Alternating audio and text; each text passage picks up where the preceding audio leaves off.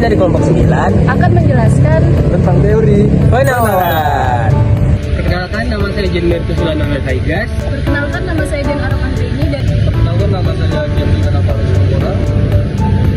penawaran adalah jumlah barang atau jasa yang bersedia ditawarkan produsen pada berbagai tingkat harga dalam periode tertentu. Nah, betul sekali. Dalam video ini juga, kita tidak hanya menjelaskan tentang teori permintaan, tetapi kita juga akan menampilkan contoh nyata dari teori permintaan itu sendiri. Yuk kita mulai dari pengertian dulu. Lalu kita bahas kasusnya tentang penawaran cabai di pasar tradisional. Nah, hukum penawaran menyatakan bahwa jika harga naik, jumlah barang yang ditawarkan meningkat. Dan sebaliknya, hubungan ini digambarkan dengan kurva penawaran yang menanjak dari kiri bawah ke kanan.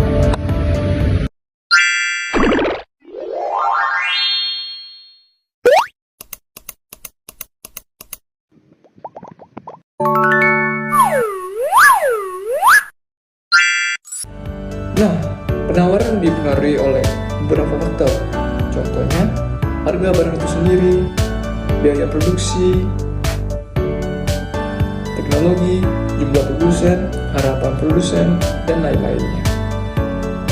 Misalnya, kalau biaya pupuk naik, petani cabai akan mungkin mengurangi jumlah cabai yang ditanam karena biaya produksinya akan lebih tinggi. Namun sebaliknya, kalau teknologi pertanian semakin maju, misalnya dengan irigasi tetes atau bibit unggul, jumlah cabai yang ditawarkan bisa meningkat meskipun harganya akan tetap.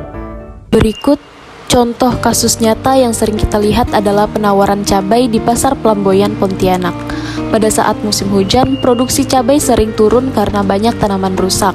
Ketika pasokan cabai berkurang, sementara permintaan tetap tinggi, harga cabai melonjak di pasaran. Hal ini membuat petani atau pedagang terdorong untuk menambah penawaran. Berikut secara singkat faktor utama yang mempengaruhi penawaran antara lain harga barang itu sendiri, harga barang terkait, biaya produksi, perkembangan teknologi, jumlah produsen, dan faktor alam dan kejadian lain. Contoh kasus nyata penawaran cabai di Pasar Pelamboyan Pontianak. Di Pasar Pelamboyan Pontianak, penawaran cabai mengalami fluktuasi harga yang cukup signifikan disebabkan beberapa faktor di atas.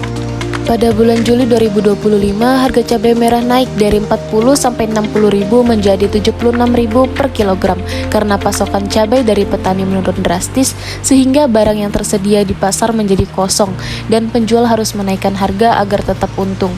Pasokan cabai juga berasal dari luar daerah Kalimantan, kadang dari Jawa, tetapi pasokan belum stabil.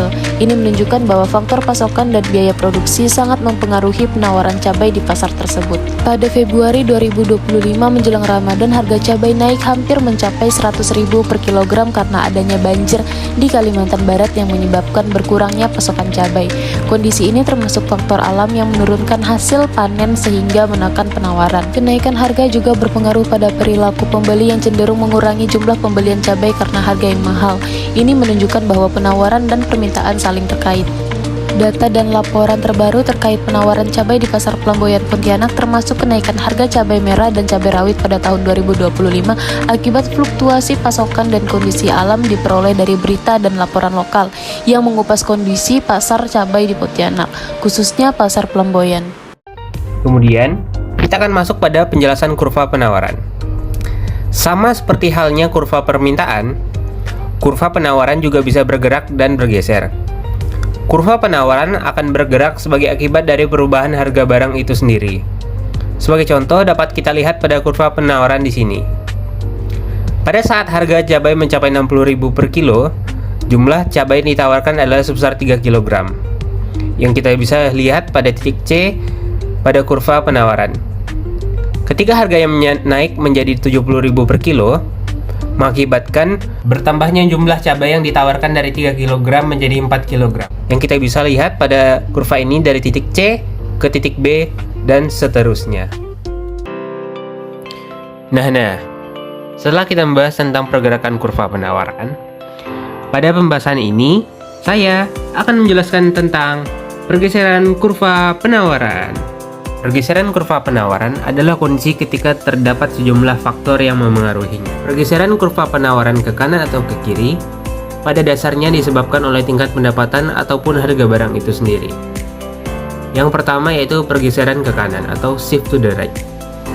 Pergeseran ke kanan terjadi ketika jumlah barang atau jasa yang ditawarkan oleh produsen meningkat tanpa perubahan harga.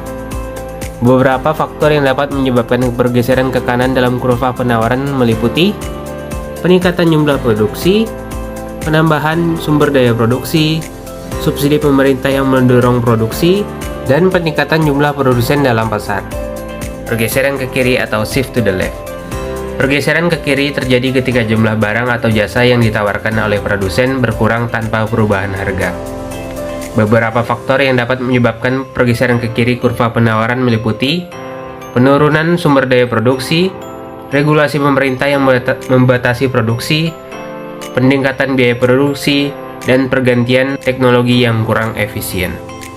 Sekian dari video kami yang menjelaskan tentang teori penawaran. Nah, di sini kami juga akan menjelaskan tentang kesimpulan terakhir kami. Kesimpulannya, teori penawaran menjelaskan bahwa semakin tinggi harga barang, semakin besar juga jumlah barang yang akan ditawarkan oleh para konsumen.